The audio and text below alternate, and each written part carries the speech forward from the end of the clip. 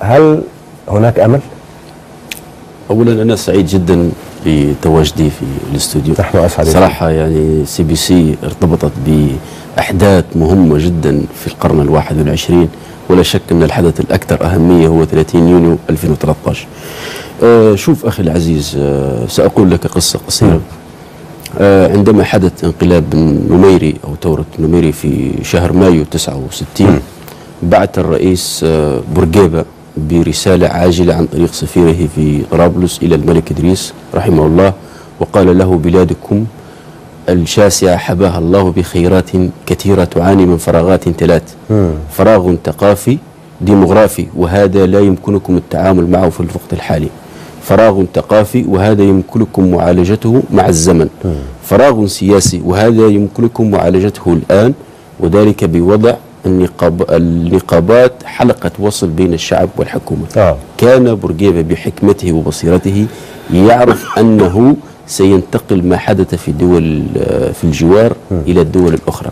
ما حدث في ليبيا هو ويحدث الآن هو امتداد لما حدث في 30 يونيو في 2013، لكن الخصوصية الليبية هي التي ستجعل المشهد يختلف عن ما كان متوقع أن يحدث في ليبيا. في مصر دولة عظيمة، جيش عظيم له أكثر من 100 عام، مباشرة قدر أنه هو يفهم هذه المؤامرة، يبسط الأمن والاستقرار بحظر تجول وإجراءات. انتهت كل شيء، التحام شعبي تاريخي غير مسبوق، عاد الأمل والروح لكل الأمة العربية والإسلامية.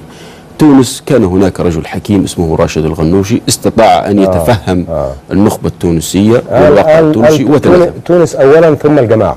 ثم الجماعة. لذلك في ليبيا الوضع غير، الأمل موجود في ليبيا، ونقوله من هذا المنبر العزيز على قلوب الجميع إن الأمل في ليبيا موجود وبقوة، وستكون ليبيا دولة مدنية ديمقراطية حرة واحة للأمن والاستقرار في محيطها العربي والإسلامي والأفريقي، وحلقة وصل بين المشرق العربي والمغرب العربي، وستكون دولة مدنية حقيقية. لا شك أن الديمقراطية كفكرة عالمية هناك خصوصية في التطبيق، والخصوصية في الحالة الليبية موجودة. ليبيا تكونت من 3 قطع جغرافية، هذه ال3 قطع الجغرافية النسيج الاجتماعي بينها مترابط جدا، الوحدة الاجتماعية فيها أقوى من الوحدة الجغرافية، وطرابلس. لذلك أخي العزيز، ما حدث في 2011 أن المنطقة الشرقية أو برقة خرجت بسرعة في ظرف 5 أيام من النظام السابق، والنسيج الاجتماعي لم يتأثر فيها، فلذلك هي الآن صمام برقة التي عاصمتها بنغازي. المنطقة الغربية حدث فيها 8 أشهر من الصراع طيلة 2011. ما بعد 2011 هناك 12 اشتباك قبلي ما يعادل حرب أهلية. الجنوب حدث فيه نوع من التداخل الديموغرافي، وهذا التداخل نتيجة العلاقات الاجتماعية والجغرافية التي تربط بين ليبيا وتشاد وليبيا والنيجر والجنوب والنيجر. مع هذا الجنوب تم تفكيك كل الألغام الاجتماعية التي أراد البعض منها إنها تكون بؤر للتوتر. الصلح بين زوية وولاد سليمان في الكفرة الآن قاب قوسين وأدنى، أكثر من 95% انتهت البيئة الحاضنة للإشكال. نحن على طريق المصالحة الحقيقية بين ولاد سليمان كمكون رئيسي في الجنوب الليبي مع التبو. لازال هناك بعض الخلاف موجود في منطقة أوباري بين مجموعة من الطوارق، وهذه مجموعة ترتبط بأشخاص لهم علاقة بالقاعدة في شمال مالي موجودين في أوباري مع التبو، وهذا الصراع سينتهي قريبا.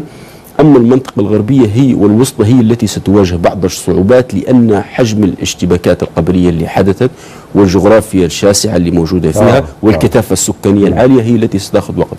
الأمل موجود. طبعا 2014 كانت المؤشرات تشير إلى 3 سيناريوهات في ليبيا. السيناريو الأول اللي هو أن ممكن تكون عملية ديمقراطية ويتم تسليم السلطة، والمؤشرات كلها تقول أن التيار الإسلامي المتطرف ومن تحالف معه سيخسر نتيجة الانتخابات ولن يسلم السلطة وسيمدد للمؤتمر الوطني، والنهاية المؤتمر الوطني كانت في شهر فبراير 2014. هذا السيناريو كان محتمل أنه هو يحدث، ولكنه كان بعيد الاحتمال. السيناريو الثاني وهو ما تطوع له اللواء خليفة حفتر وتحمل المسؤولية الأخلاقية عنه، وهو ما قام به في فبراير، مبادرته لتجميد المؤتمر الوطني وتجنيب ليبيا أي ويلات لأي تدهور أو صراع مسلح.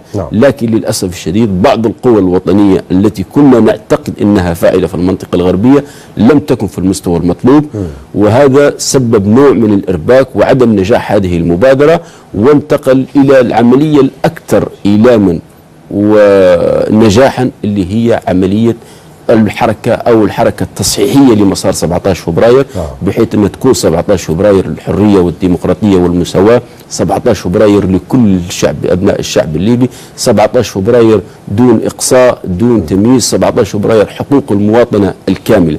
فلذلك ما بدأ في شهر مايو 2014 هو العلاج الحقيقي للوضع الليبي.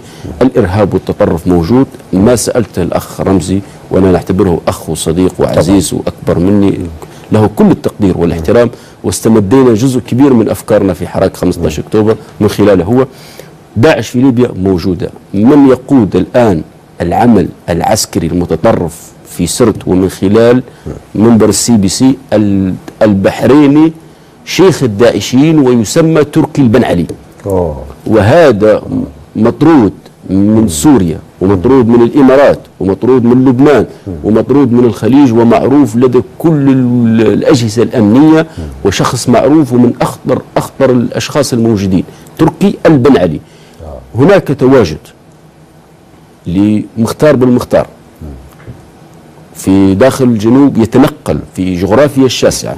جغرافيا ليبيا لها أكثر من 6000 كيلو متر مربع، حدود الساحل الليبي قرابة 2000 كيلو متر.